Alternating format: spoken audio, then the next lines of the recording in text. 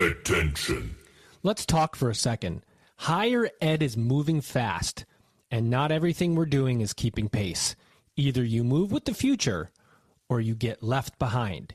Insights EDU is where leaders find out what actually works. February 17th to 19th in Fort Lauderdale. Register at insightsedu.com. Ellucian Live 2026, April 19th through 22nd in beautiful Denver, Colorado, advancing infinite possibilities. And it's higher education without limits. Don't just keep up with change, lead it. Higher education leaders from around the world are coming together at Ellucian Live 2026. Across 4 unforgettable days, discover new ways to meet students where they are and make the most of your technology through inspiring sessions and hands-on demos. Together, we're leveraging AI to create deeper human connections, support every student's journey, and open doors to lifelong learning. See you in Denver. Register now at elive.ellucian.com. It's going to be amazing. Welcome back, everybody. It's your time to Ed Up on the Ed Up Experience podcast, where we make education your business. This is Dr. Joe Salustio back with you on another episode of the podcast. And I'm excited about this one because I get to interview my friend. And anytime I can interview somebody that I'm close with, that I see all the time, it just makes for a much more interesting conversation, because I can pull out things, I can make them say funny things that they regret later. We'll see how we do with this. I do want to remind everyone, as we probably when you hear this, it'll be early 2026. So Merry Christmas, Happy Holidays, and Happy New Year. And there isn't a better way to kick off 2026 than talking about the great work that we're doing in higher ed. And I often remind people when I talk to them, isn't it amazing that every single day that we do this work, we get to see students change their lives, and how important it is that we close out the negativity and the noise around us, because there is a bunch of that. And we forget to tell, so maybe we forget or not at scale, tell the important and good stories about institutions doing innovative work, about students trailblazing in industries. And that's what we want to do here at the EdUp Experience. And as we enter 2026, we have a very, very full schedule of administrators, college presidents, and others that we want to interview. But I want to close out the year with an episode like this, where we can get down and dirty and talk about community colleges and the grit and hard work that our colleagues do across those community colleges across the nation, but in particular in New Jersey, and in particular in Union County of New Jersey. And so, ladies and gentlemen, on the microphone right now, he's the one and only Dr. Bernard Polnariev. He's the VP of Administrative Services at Union College of New Jersey. Welcome, Bernard. See, I already messed that up. How are you today? I'm fantastic, Joe. It's great to see you again. I really appreciate you, the show. And, like you said, you bring positivity and information that we can distill, that colleagues across the sector can really digest, learn from, and then take it to improve their students. So thank you for bringing us all together. Well, thank you, Bernard, because you are a longtime listener, first-time caller here. That's right. And I appreciate your support. And we've seen each other now multiple times. You've brought me to the campus to talk to your staff and faculty, which it was like a huge honor for me to be in front of your president, Maggie, and yourself, and your board chair, Vic, who you brought to the podcast. And I said, but Bernard, we haven't done one with you. Why are we not? What's going on here? We got everybody over there except for you. And I'm going, you're doing such great work with what you do. Let's level set for everybody. Give us a quick 2-minute on UCNJ, and then what your role is and what you do. Perfect. So UCNJ, we're the first community college in New Jersey. We're proud of that. We serve approximately 12,000 students over the year. We're a Hispanic serving institution, and we're proud of that work. We have an incredible student body. We work with our alumni. We have incredible support from the community, our board members, our faculty, staff. So, we, as you know, because you were at our retreat earlier in the year, and we're grateful. And people still talking about the great work that you brought to the college and how you inspired us thinking about AI.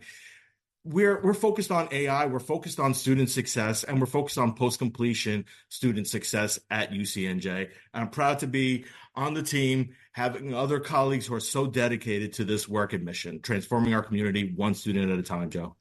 Yeah, and if for we don't do a lot of video, but for everybody that can't see, let me just tell you, Bernard's background lists the Aspen Prize top 150 in 2021, then in 2023 a semifinalist, then in 2025 a finalist. I mean, you guys have been making some serious moves in the Aspen Prize for community college excellence.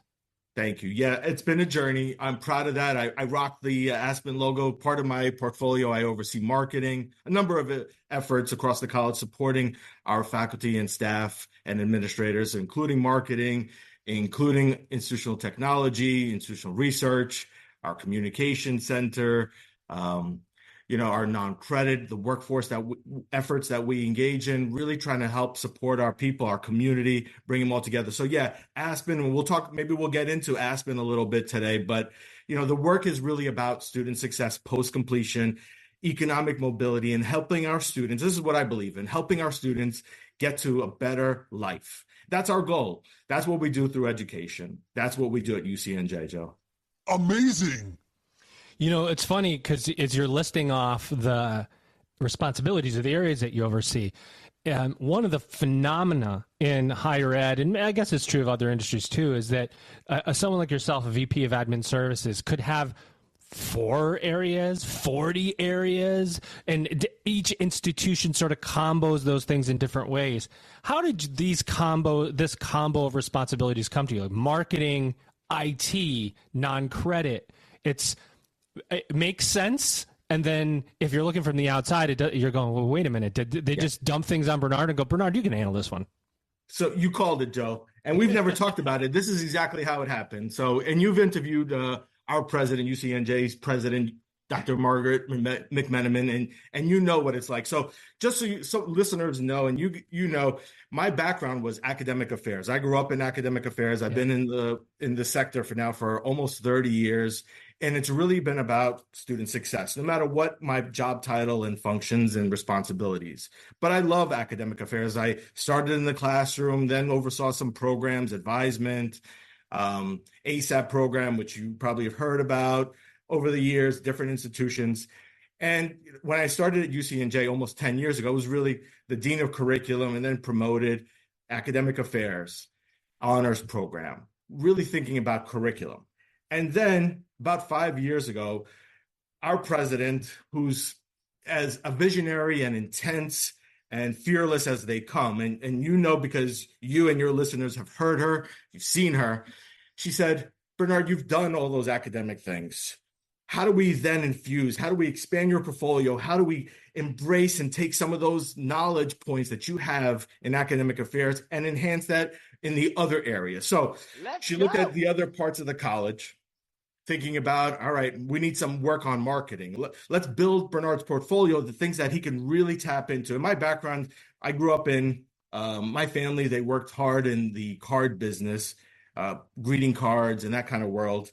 And so I grew up in the business world. So at an early age, just really trying to understand how do we help people? How do we cater to people? How do we engage them? So marketing has always been part of something that I've thought about, worked on. And you couple that with my background in psychology, I think we had a good mix, a good start. So marketing, institutional technology and research. I love data. I love bringing it all together, supporting the institution and the community, and workforce development. It's all about workforce development. That's how, so it doesn't matter. And people, and you've talked about it on your show before, people don't really understand credit versus non-credit. They know they're in for an economic mobility goal. Thank you. Well done. Well placed on that. Right? It's really about how do we help our community? It doesn't matter whether it's credit or for non-credit. How do we help our community? And that's what I've been thinking about over the years and working on with a great team, building workforce development and thinking about it doesn't matter whether it's academics or non-credit workforce. It's all one. How do we connect those things, those elements, enhance them, get students credentials that matter, make sure that they don't stay in poverty.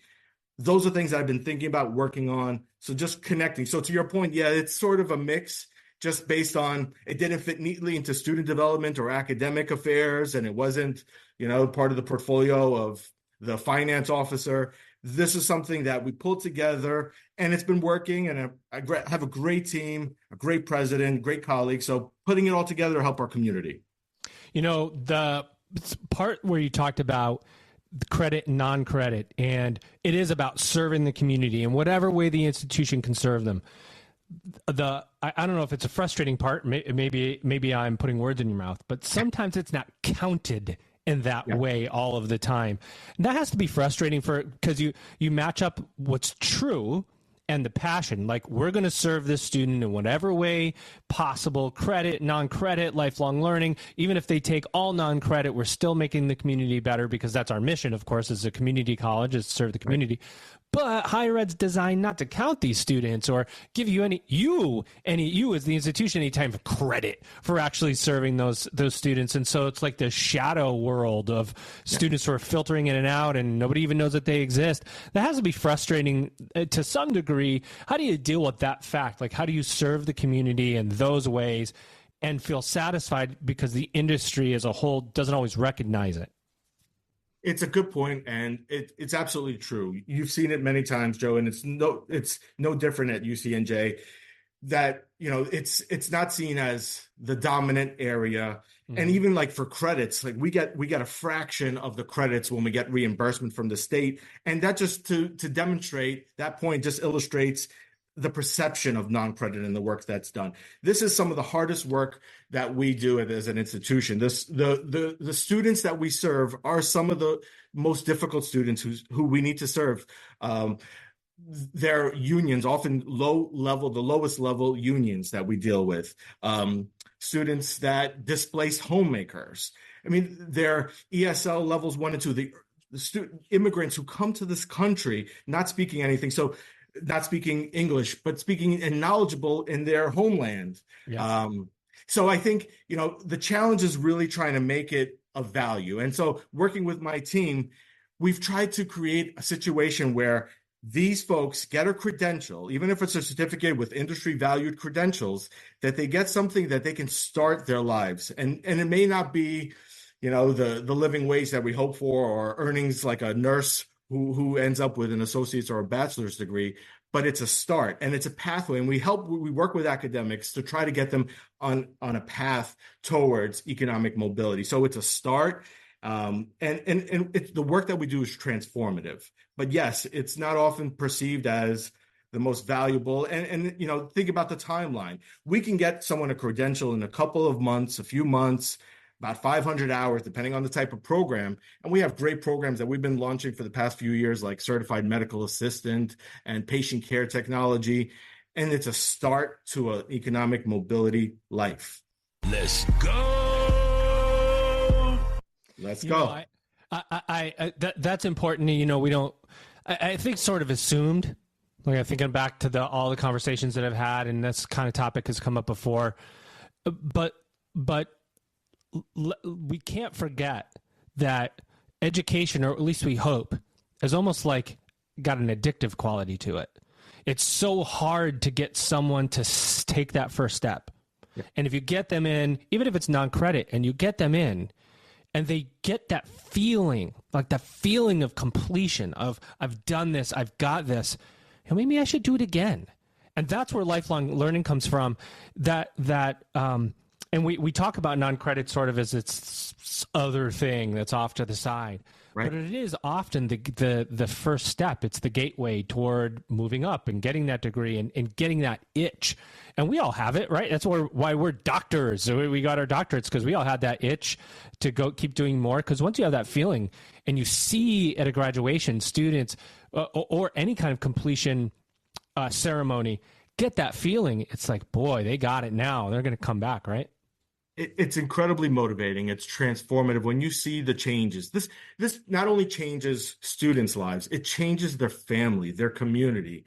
And you're right. I think getting the student, helping them build momentum, right? This is about momentum and getting them to see just like working out, that, this leads to this, and it's going to take time and investment. But once they see the payoff economically, socially, personally, intellectually, I think there's a change, a transformation that happens. And, frankly, lifelong learning doesn't stop. Just because you and I have earned doctorates, we continue to still learn in different ways. And that's what this is about. How do we continue to grow? How do we continue to demonstrate the value of education, credentials, and learning?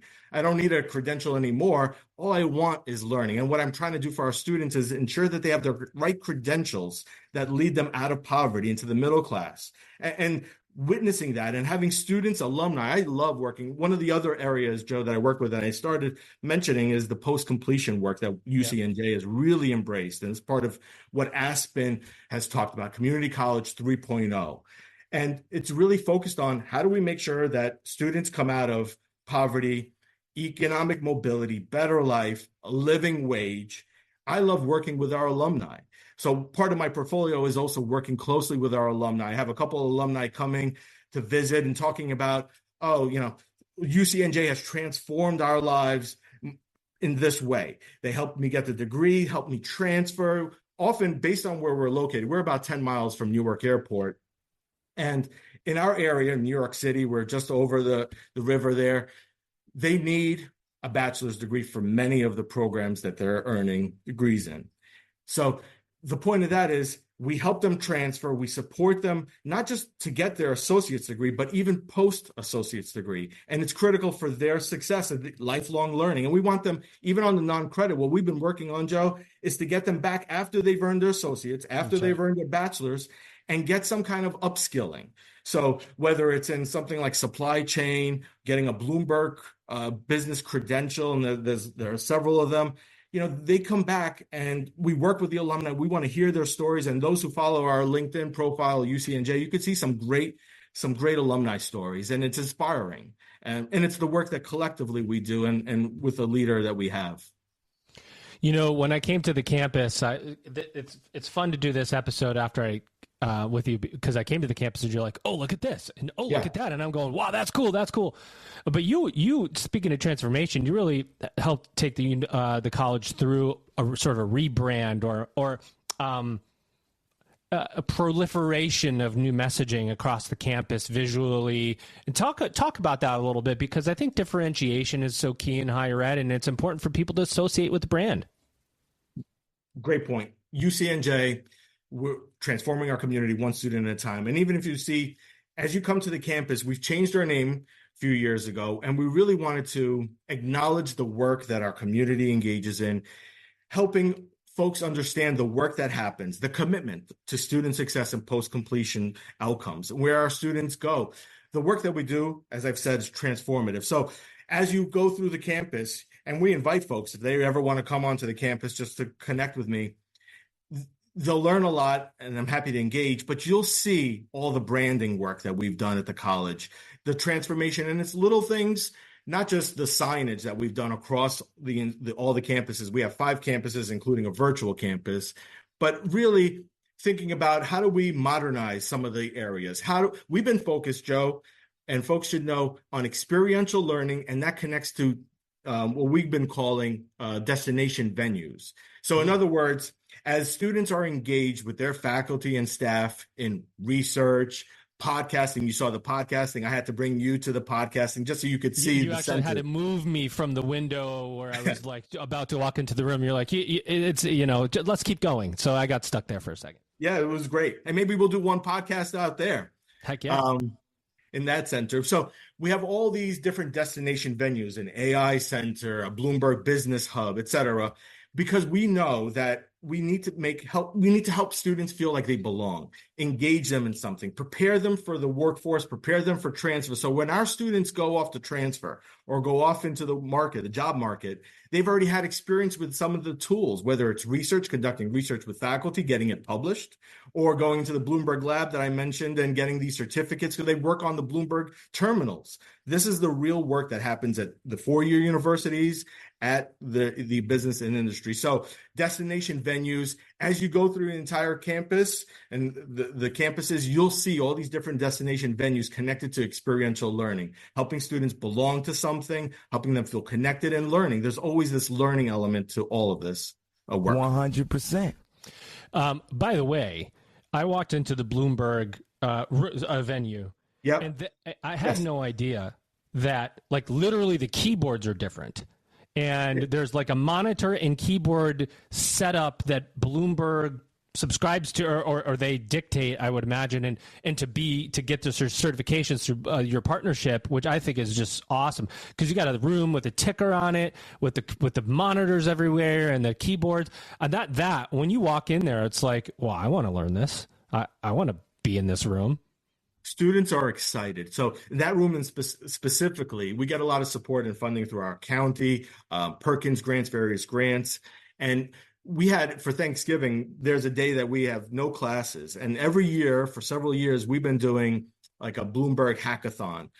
So we get about a dozen or so students that come in and no classes. All they're working on and interested in is earning industry valued credentials. So building it in. So not only earning their associate's degree in a business program, business adjacent, but earning credentials. So there's 3 different Bloomberg credentials that they can earn. Students are excited just to come and learn, have that experience. And you're absolutely right. They have this patented keyboard that's specific to Bloomberg. It's crazy.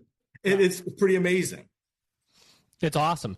And you know, coming back to I have so many thoughts going on at once, but I want to stay on this theme of venue for a second, because when you walk in to the main building where you walked me into, I felt as if when I first walked in, I was walking into an Apple store almost. You know, like the way that it was designed was almost like somebody was going to come up and say, you know, how do we service you? And it's got this really, I don't know, purposeful design, I would say. It is purposeful. I'm glad you brought that up, because about a decade ago, President McMenamin brought her executive leadership to an Apple store and said, like, check out this vibe. Look how these customer service staff members are approaching us. Well, how do hold on, let me interrupt and just say, before you get, also, if I know Maggie pretty well, it probably sounded something like, take a look around, but I'm not buying you phones. You got to buy your own stinking phone. But look around anyway, right? Something like that. It was something like that, but I think it was actually more intense. Yes. Knowing Maggie, right? So you know, I think as a visionary, and she often says she's not, but she really is helping us all collectively to think differently. How do we better serve our community? And you know, you talk about it all the time on your Ed Up show. Customer service, timing, how do we engage people? That's all critical. And so what she brought to the executive team and thinking differently was, we want to try to replicate that type of experience. This is about experience and bringing our customers, our students, we want them to come to our campus. And this is before COVID. So you can imagine the type of impact where, how do we design a space where students want to come and get service, and we want to help them? And so she created, based on the Apple Store model and the framework and how they engage, she created this space in the one-stop. And that's true of all the campuses. They have, the 3 campuses have a one-stop model. And it's this open floor model, basically, where everyone can help the student. So yeah, we have some different levels of expertise, and sometimes students need higher level, but everyone on that floor can help a student and engage that student and getting at least them started on supporting them. So it's this Apple feel. It absolutely is. But it was intentional. And I think over the years, the college, we have become more intentional, and that was part of our Aspen journey, just being more intentional. How do we support student success? How do we advance our mission?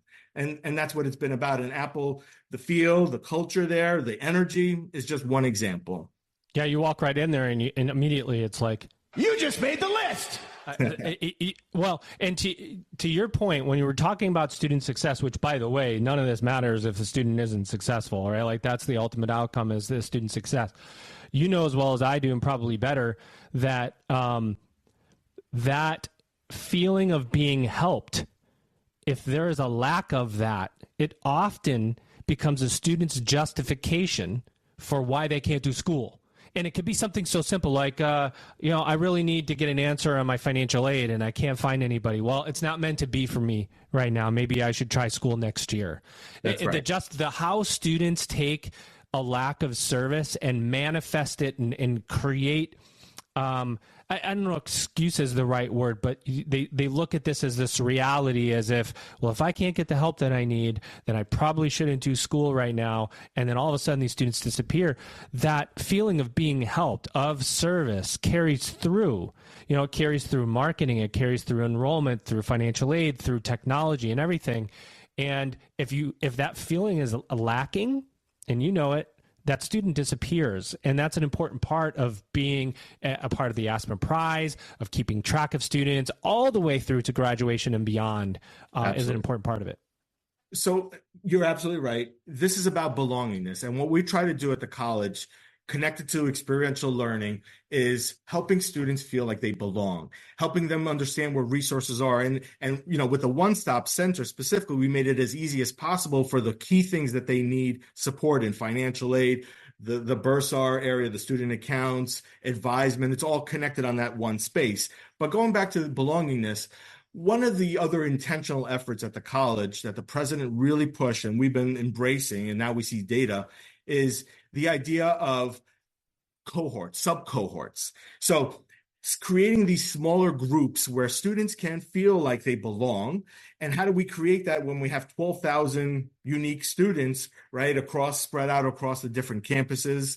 It's really about creating opportunities for students to engage with one another and getting support. So for example, we have an honors program. I started at UCNJ overseeing an honors program. So there are about 200 students in that program. They have an advisor. They work through that caseload. Same thing with an educational opportunity fund. Athletes. We have 15 different athletic programs, not because we want to be D1 or we think that's the solution. We love supporting students in ways that they feel like they belong. So our efforts with athletics help students connect to one another, so peers. But then also we have certain incentives and carrots and sticks that we leverage there, where if they don't go to tutoring, for example, the athletes, they don't get playtime. They're sitting on the bench, and they really are made to sit on the bench. So we have all these different sub-cohorts.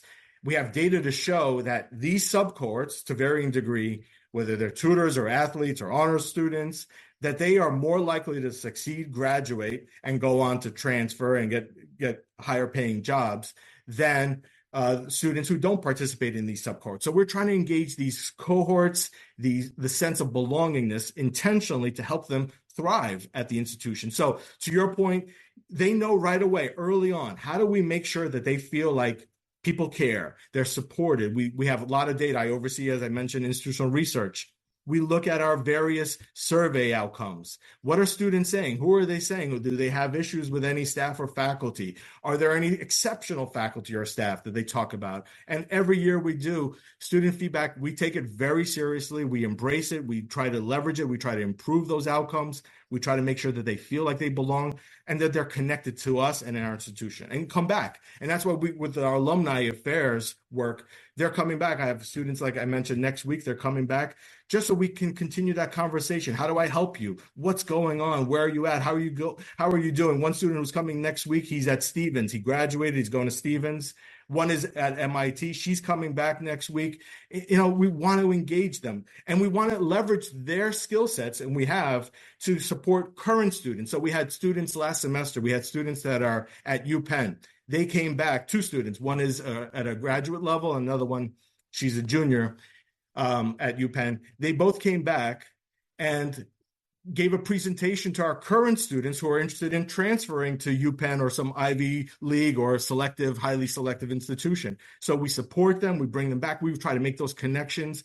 And I think that's what it's about. How do we advance student success to help them get to a better life? Tell them like it is. By the way, you do have banners, like you have banners of every, not banners, pennants. Pennants? Yes. What are they called? Yeah, pennants of every institution that a student has transferred to, and you look at that wall, it's like, wow.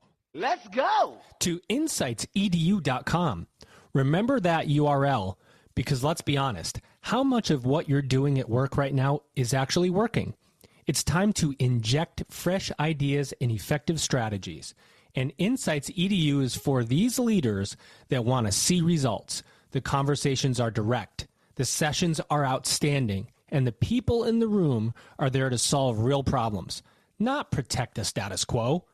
Insights EDU 2026 is February 17 to 19 in Fort Lauderdale. No fluff, no recycled playbooks, just what works now. Register today at insightsedu.com.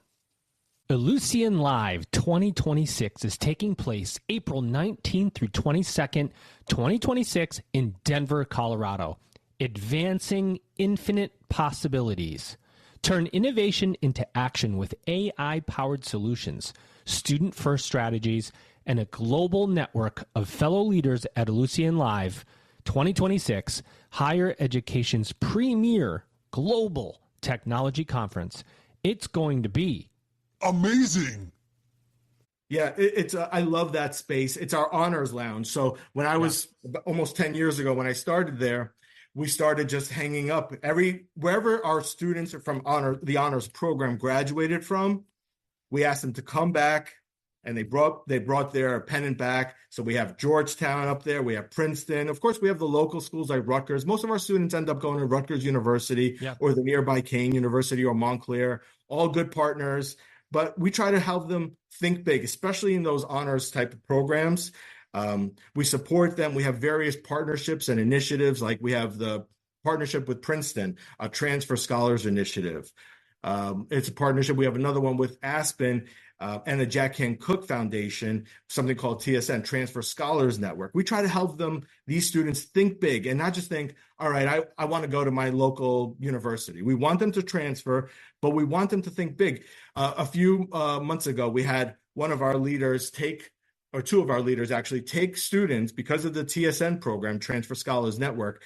They brought 15 students to Massachusetts to go visit two of the more selective liberal arts schools, Williams and Amherst. We want them to think beyond the local space. Nothing wrong we have great universities, public universities and private at our in our backyard, but we want them to think big. And those institutions in particular, depending on their financial need, will cover the entire cost. So when we're thinking about transfer, we're thinking about how do the students afford the university bill? We've had students that got accepted into NYU and Syracuse last semester, but those price tags, over $90,000. They couldn't afford to go there. So when they're working with our advisors, we want to make sure that that's realistic where they're transferring to, because we want to make sure that they're covered, taken care of, that we work closely with those partners because we want them to be successful. And then we've had Princeton grads, we've had them UPenn. So they're graduating, they're successful, and it's about partnerships. All of this comes down to, Joe, and I hope your listeners really appreciate, it's about relationships and partnerships. How do we work with others to support our students? So we can't do it alone. We have great people, absolutely, but it's really about how do we connect with others and leverage their resources to better support our students. Economic mobility happens through relationships and partnerships. I want to just dig in just quite because I'm fascinated by the remit where you're talking about marketing, comms, and tech when you start to put those three things together. The reason why I like it a lot is because often marketing is disjointed from technology. A lot of times marketing has to go get its own technology, and there's many institutions, and I know, and I've experienced it myself, where it's like, oh, we need this marketing technology. We're going to go get it. I don't want to go through the IT area because then it's complicated. And what that does, especially when you have institutional research and data, is it creates a disjointed, really a bad business practice of separating your cost structure of what it takes to market to the community, how interested students are and why, and all of those metrics around marketing it pulls it away from the student success and successful course completion and outcomes and all of these things that inform the marketing and messaging. And it breaks that cycle. Your best marketing is an alumni who transfers to Princeton and has a great experience and comes back, because then you get to tell everybody about it. But if you don't have that data in marketing, it's hard to tell the story. And that's where we've fallen down in higher ed.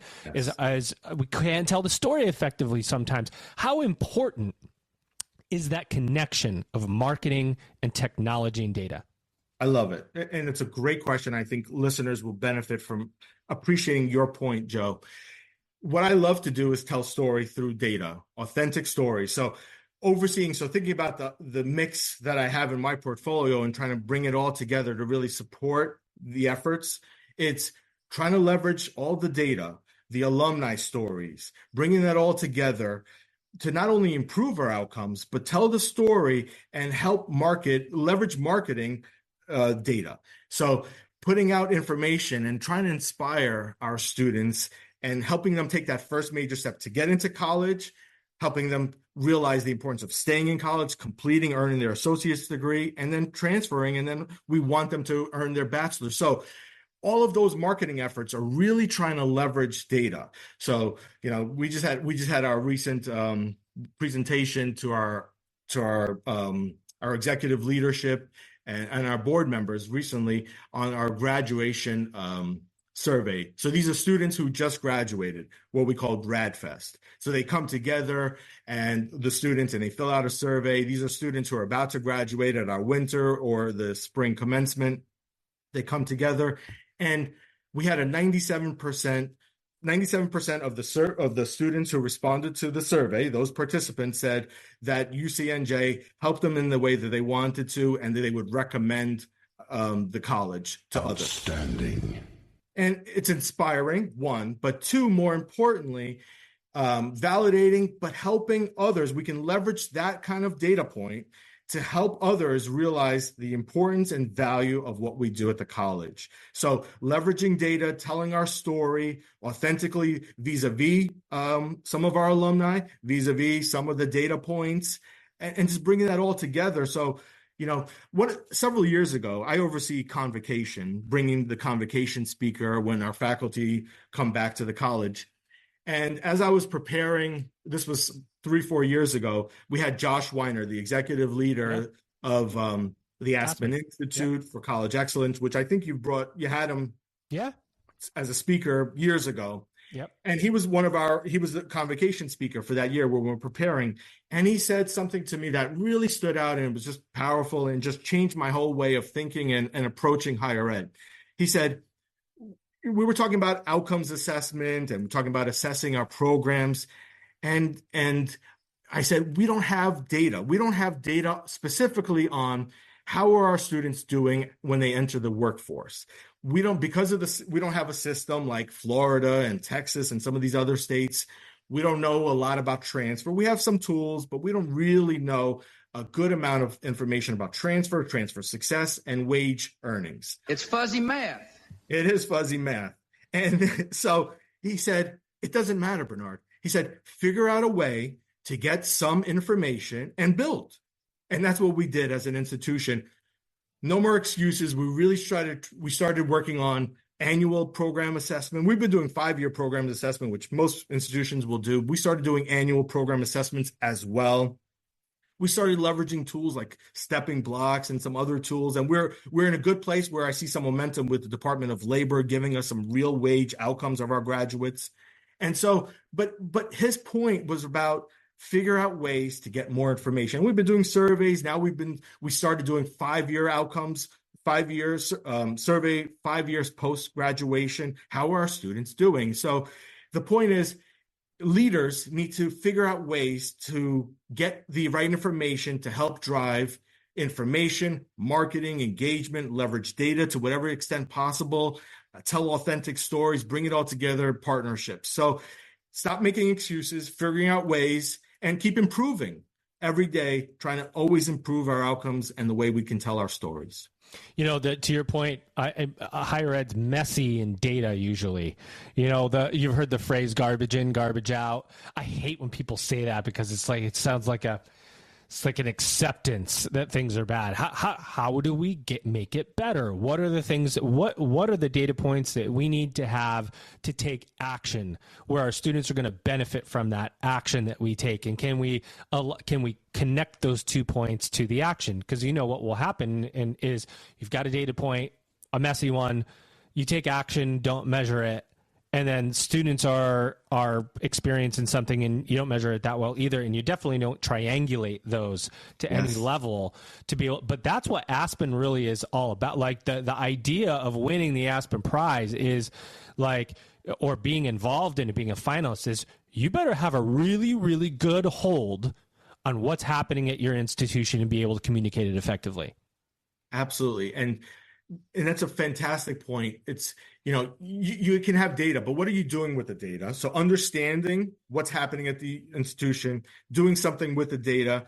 And, something I wanted to bring up with you and the audience is at UCNJ, we just launched something we've been calling, the president calls the reform agenda. And so it's about data, the right kind of data. How do we know what's effective, and really focusing on key data points? So, of course, like every institution, we're looking at workforce outcomes, student success in terms of graduation and retention. All those matter, absolutely.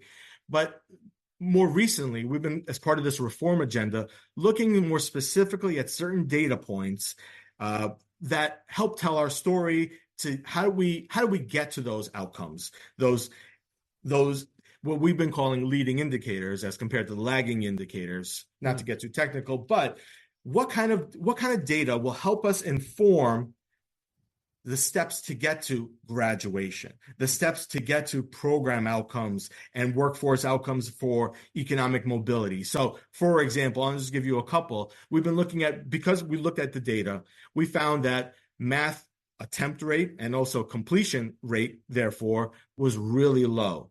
Yeah. It was critical. Students even though we built it in, when I was the dean of curriculum, we built in guided pathways, as you know a lot about, and it's been around for a decade or so, really building in similar structures every semester. So every first semester for most programs looks similar enough. They take a math course, so the right mix. And what we try to do is better understand where are students falling through the cracks. And what we found was math, gateway math specifically. Students weren't taking the math, even though it was built in. They avoided it for a number of reasons. Yikes. and never took it. Certainly in the first year, weren't taking they would end up dropping out of the college before even taking math because they were afraid to take it. So we've been pushing for the past year, students really taking math in their first semester, not just having it in the curriculum because it's been there for a long time, but making sure that students are taking it, pushing them, supporting them to take it, completing math. So we have math. Another one is credit intensity.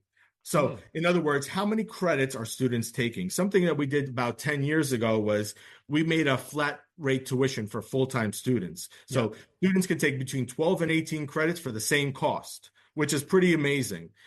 To encourage students to take, you can take 12 credits, but if you take 15, you're going to graduate on time. But you can even graduate early if you take 18 for the same cost. So what we've been looking at is how many credits are students engaged in the first semester, in their first year, part-time and full-time. If the longer they take to complete, the more likely they will not complete their credential. Absolutely. So we've been trying to do everything possible. We've been streamlining programs to 60 credits. Now most of our programs, except for a handful of those allied science programs, they're at 60 credits. Before, and many institutions will have 65 credits to earn their associates. No, for us, 60 credits is the norm, with the exception of those allied. I like that. I mean, just putting in excess credits it's a bad practice, I think. And I've been an instructor where, of course, there are many things I want to teach our students. I want to tell them about, but what do they need to know? Yeah. What's essential? And then, of course, if they're interested, they'll come back and lifelong learning, et cetera. But they can continue that at the bachelor's degree. We want to just get them what they need to graduate, move on, pass their tests, and move on, transfer successfully, and be successful. So going back, we've been looking at these leading indicators as part of our reform agenda. And there are several other key data points that we've been looking at, but what kind of data points are essential to better understand what's going to lead to the real outcomes? So with our president and the colleagues at our institution, we've been focused now a lot more on these leading indicators because we want to push our graduation rates, but we need to better understand what's happening and encourage more students to stay at the college, take their math, complete their math. So all the support structures that go along with that. So, thinking differently, pushing folks to really, how do we really focus and commit to student success? And that's what we've been committed to as an institution. You're passionate about this work. I can hear it in your voice, and know you personally. And this is your life's work. You're dedicated to this. You've been doing it for a long time. What else do you want to say about UCNJ, the work that you're doing? Anything at all? Open mic. Give us what you got. All right. So it's open mic time. I'm grateful for the work that the college has really circled around and committed to holistically about student success. So we've always been about that, but I'm really proud over the past, especially 5-6 years, we've doubled down on student success in a different way. And especially now with this reform agenda. I also think about Aspen, the work that Aspen as our North Star in many ways, helping us better understand what really matters to help elevate our community. So I've been part of the Rising Presidents Fellowship. I have now a few colleagues who are part of that Rising Presidents Fellowship. And it's inspiring because we're speaking the same language. Our president was part of a presidential Aspen Fellowship. We're all speaking the same language, understanding Community College 3.0 in a different way that connects us better. Our board, we've been part of a couple of different Aspen initiatives, Unlocking Opportunity, which is a post-completion effort, student success and post-completion, thinking about transfer, but also our board. Most recently, our board has become part of not just trying to understand Aspen and their goals, but really trying to support the president and our institution in our efforts for these outcomes, post-completion. You have a great board, by the way. I met them all. Great board. They're exceptional. I love working with our board members because they're so committed, just like our faculty and staff. They really are committed. And you had, Chairman Ritchell on your show, which it was a fantastic podcast. Folks should check it out because people are dedicated. People like him who've been serving as chairman for over 30 years and part of that board for 40 years. It's incredible, the commitment. So part of the work that Aspen has done recently is create a board and a president and board collaborative. And part of that is helping the board understand the work that goes into and the commitment needed to support a reform agenda like the one that UCNJ has initiated. So I think about, we're part of that collaborative, which is fantastic, but we're going to learn a lot of things. And it demonstrates our commitment of our board members and our president, of course. How do we advance student success at that level? How do they support the president better to make sure that her efforts and the reform agenda and her executive leadership team really does the job of supporting our student success to that next level? And that's what we've been committed to. So I'm proud of that work. Collectively, we're all speaking the same language, the culture, the efforts, professionalizing our work. It's been an exciting time at UCNJ, and I'm hoping we continue this momentum. You know what I think my biggest takeaway from this episode is, and I hope it will be for you if you're listening, is the blanket statement of student success as an idea. I've said it often here. It means absolutely everything and absolutely nothing simultaneously, unless you define it. Yeah. And what you said in this episode, throughout this episode, is, yes, we are focused on student success, and we have to be, it's part of what we do. But we have to also do things differently. If we just say student success and go through the motions, but how do we approach student success in different ways? And you're talking about the board to student connection. That's a good definition around our student success is elevated with this new connective tissue, a reform agenda, not just doing the same things that we've always been doing because it's in this blanket of student success, but how do we reform the practices that are contained in student success, look at the specific data points that inform reform the success of what student success means, because it can mean absolutely nothing. And we say it sometimes so often without, oh, well, it's all about student success. And we're really focused on it at our university. And it's like there's no teeth behind that. Like, what does that actually mean?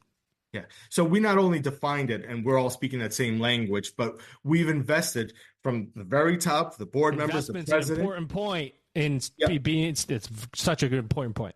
Yeah, I think it's absolutely right, and really invested and put our money where our mouth is. And that's critical, right? Not just saying student success, but everything is connected to our mission, our institutional priorities, and now part of this reform agenda. It's all connected. Resources, our commitment as an institution from the top all the way down to our public safety. When you come into the college, we're all committed to ensuring that students are supported, real student success. So everyone is committed to student success at UCNJ, and I think you've been upped.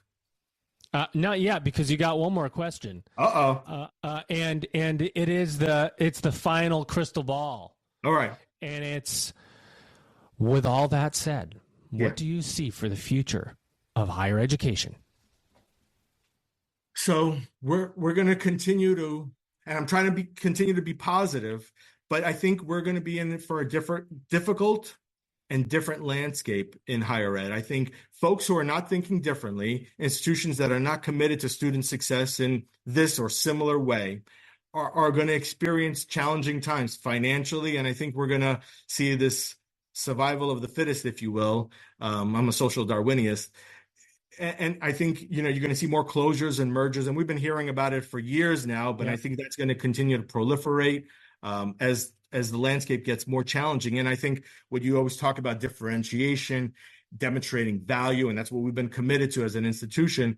I think institutions that continue to demonstrate real value, economic mobility, that's showing that credential is worth something, however it's defined, whether it's financially or intellectually or I think those are likely to survive. I'm not talking about the Ivies and the Ivy Plus. I'm talking about community colleges and the regular public, small, private institutions.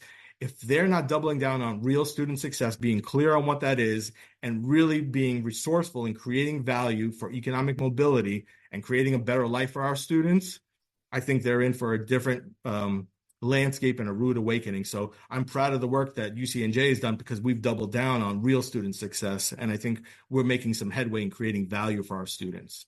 And I encourage others to do so as well. Well, there you have it, everyone.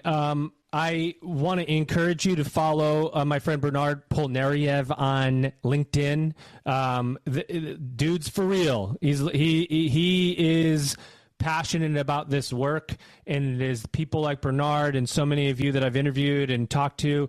We do this together. We need to support each other's work and follow each other and tell a collective story. Bernard, it's always a pleasure to see you and work with you, and thank you for the work that you've allowed me to be exposed to at UCNJ. It really has been awesome. An awesome 2025. One of the biggest highlights was visiting on campus and talking to your team and the board chair and everybody. Joe, thank you. And thank you for your leadership. Thank you for bringing your insights, your distillation of all the other folks leaders from across the nation that you brought together and distilled that knowledge, information, and sharing your wisdom just so generously with everyone. It's transformed. It helped us think differently. And so I'm grateful for you and your work and your team, of course. So thank you.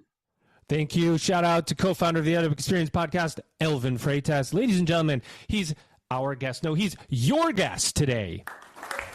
He's Dr. Bernard Polnariev. He is the VP of Administrative Services at UCNJ. And you've just upped. Be honest with yourself for a second. How much of what you're doing at work right now is actually working? That question came up again and again in Insights EDU last year. You guys already know this isn't your typical higher ed conference. And I've got to be honest, I've been to a lot of higher ed events, and Insights EDU is just different. The conversations are direct, the sessions are outstanding, and the people in the room are there to fix real problems, not defend the status quo. That's why Insights EDU 2026 matters. It's 3 days in Fort Lauderdale, February 17 to 19, focusing on real strategy for higher ed. No fluff, no recycled playbooks, just what works now. You can keep wasting time with what feels safe, or you can get in the room where smarter decisions are being made. Register today at insightsedu.com. You just made the list. Attention. It's time to register for Lucian Live, April 19th through 22nd, 2026 in Denver, Colorado, advancing infinite possibilities. And it's higher education without limits. Don't just keep up with change, lead it. Higher ed leaders from around the world are coming together at Lucian Live 2026. Across 4 unforgettable days, you'll discover new ways to meet students where they are and make the most of your technology through inspiring sessions and hands-on demos. Together, we're leveraging AI to create deeper human connections, support every student's journey, and open doors to lifelong learning. See you in Denver. Register now at elive.elucian.com.